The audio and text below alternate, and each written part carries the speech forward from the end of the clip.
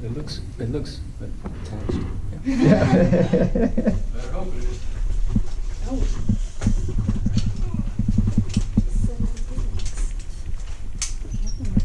On rope. On rope.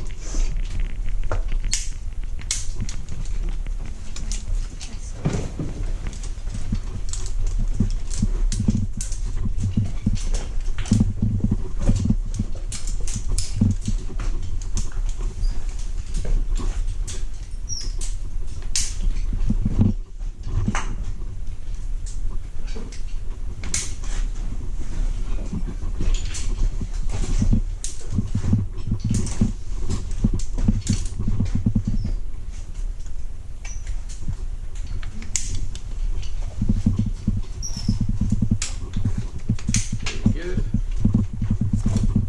And break. Leaning back. There you go.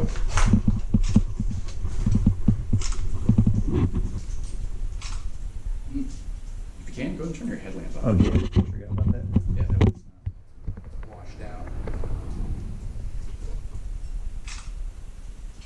Good deal. How deep is that? It's about 30 feet from where you are right now. Not bad at all. Yeah, it's one of the smaller drops in here, but it's still pretty neat.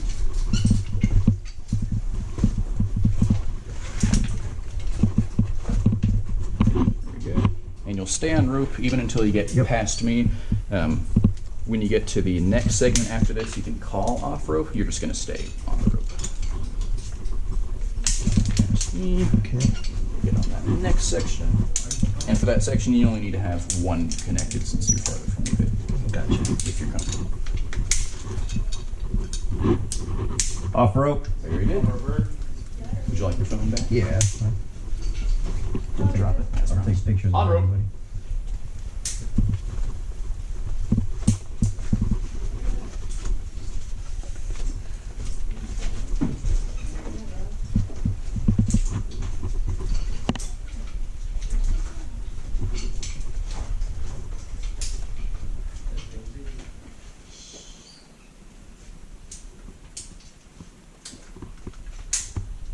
Very good. And just like that. Remember, you can either get low or, yep, pull up on the rope like that if you need. Just take your time.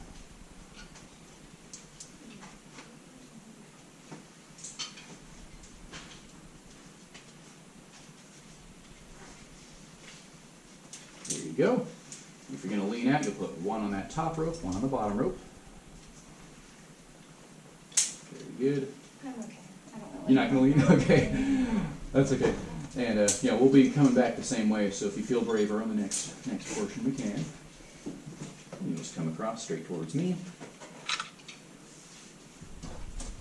All right, we'll connect to this next section here. Go.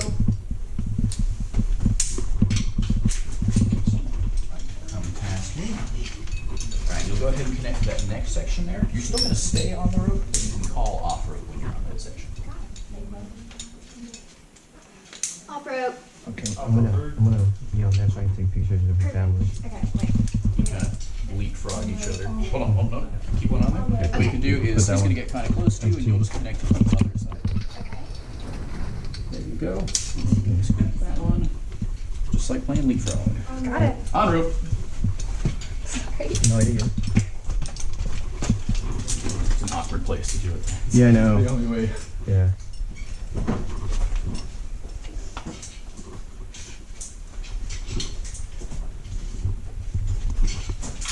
That was an ugly picture.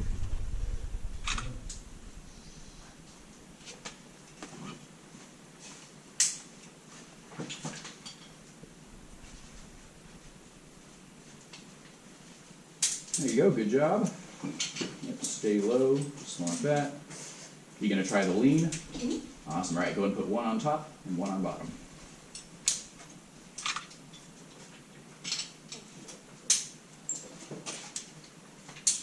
Good.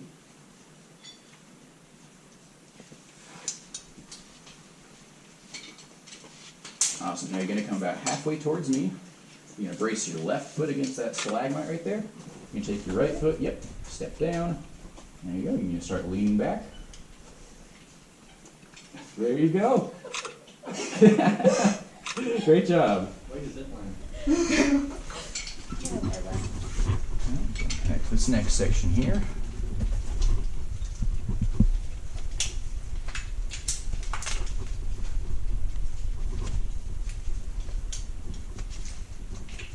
Good. You're going to come past me, and you're still going to stay connected to that rope, but once you're on the next section, you can call off rope to them just to let them know that you're good to go. And you're going to leapfrog him, so you're going to put one carabiner to his left. That way he can get some pictures and all. So if I get on this side, I call off rope? Uh-huh. Yep, you're still going to stay connected, but you can call off rope. Off rope. On rope.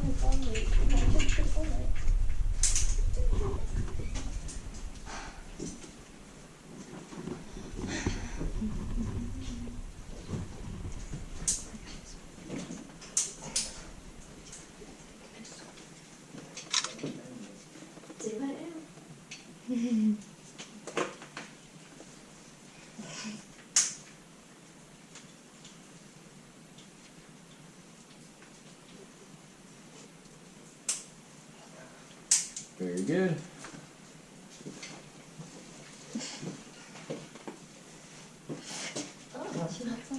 You got it?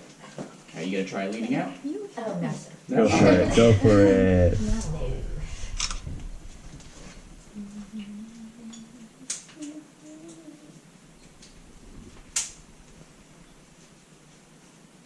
Like I said, we'll be coming back, so if you feel like it on the way back, you'll get another opportunity. You can grab the upper rope if you want. That's a handrail, but you know, as long as you're connected, you can just hold on to that up corner if you want. There you go.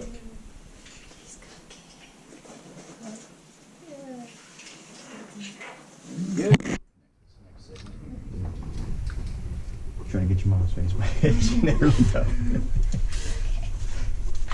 Good.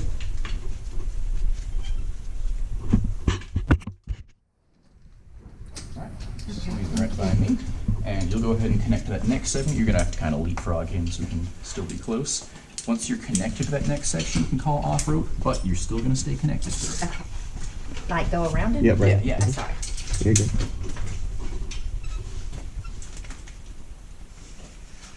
There you go. Okay, thank you. You can call off rope. Off rope. On rope. On rope. What?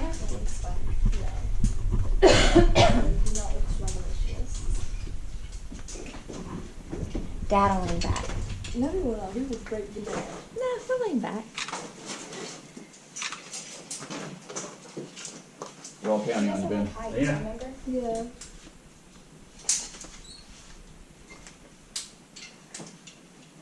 I didn't think I could get a good picture.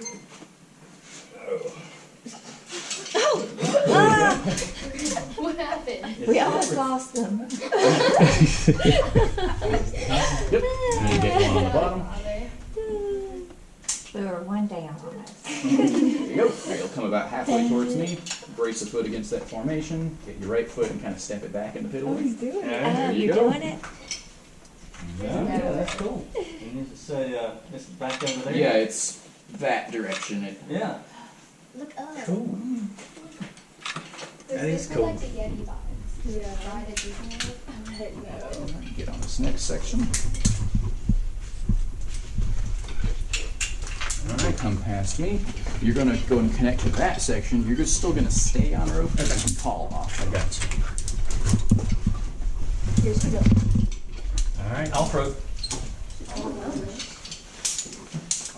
On rope. Thank you for taking photos. Yeah. Very nice. Don't call me. What the heck? I'm up. We're good, guys. That is very cool. So people just see a hole and they just start digging? Or just crawling. Yeah. Some people that's how a lot of stuff gets found. Yeah. You're not gonna find it. Crazy enough to just go, hey, let's see what's down here. Is this ever collapse on you? No, not at all. So a good way you can tell, because as caves develop, part of the development process is a period of collapse. But the way you can tell, you know, like, hey, how long has it been since something has fallen? It's looking at formations, right? Yeah. Because if something collapses frequently, there's going to be no old formations, right? They'll all be small, young, but if you get an area where there's tons of old, very well-developed formations, it tells you it's been a very, very long time since, you know, it has initially collapsed. And passages like this, I really haven't undergone much collapse. When you get to like the really larger rooms in the cavern, that's where you have that collapse modification happening. All right, and if I can always kind of lean to y'all's right, I'm going to walk up the left side and pass y'all.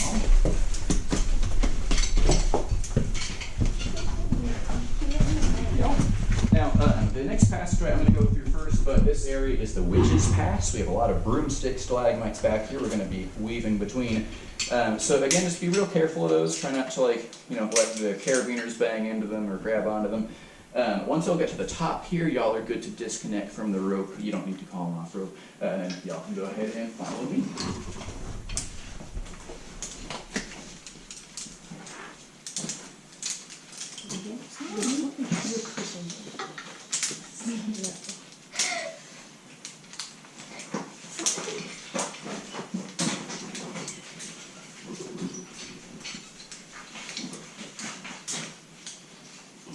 Do you have an Instagram? Huh? I do, but I don't hardly ever use it. I use Facebook, but yeah, I do have Instagram. I just had never posted anything really. So that way I can send you those pictures. Yeah. Oh yeah. That'll work.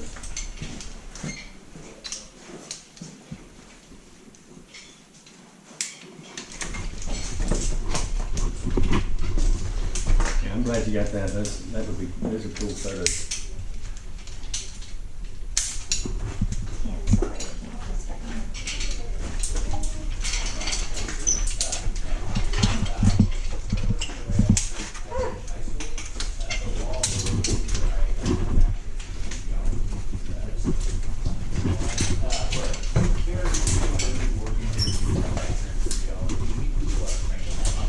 Just a second. So it's not something you necessarily need certifications for, but to do this kind of tour, you need to work here for a little while and be trusted. Which tour? This one. Oh, okay. Yeah, I was working here for, I mean, I've been here for about 7 years, so I've been working here for about 1 year, just doing the regular tours before It gives I me a started good doing opportunity for individual tour. Oh, yeah. And family picture there. Yeah, that's good. Does it mind if we do an individual and family picture for them? Yeah, you want to stand like Yeah, right here? I think that'd be absolutely. perfect for them right there. You wanted to go first? Yeah, go ahead. Okay.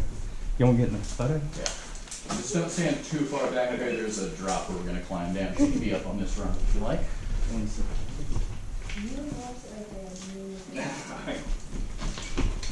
And once y'all do find a spot, best practice for cave photography is to have y'all turn your lights off, and we'll have our lights on. So it'll be bright for y'all, but it's the best way to get good lighting.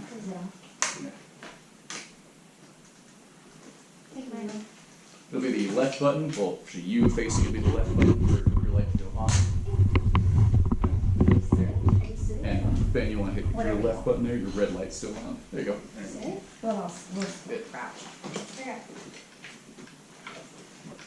All right, Mom, you want to pick up the camera just a tad bit? Okay, ready? 1, 2. That's a beautiful one. Can we do one with the whole cave in there? Ready? 1, 2. Nice. All right. Yeah. Thank you so much. Yeah.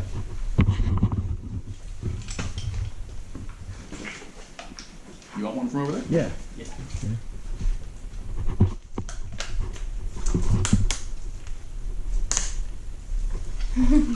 Wrong side. Hmm? Wrong side.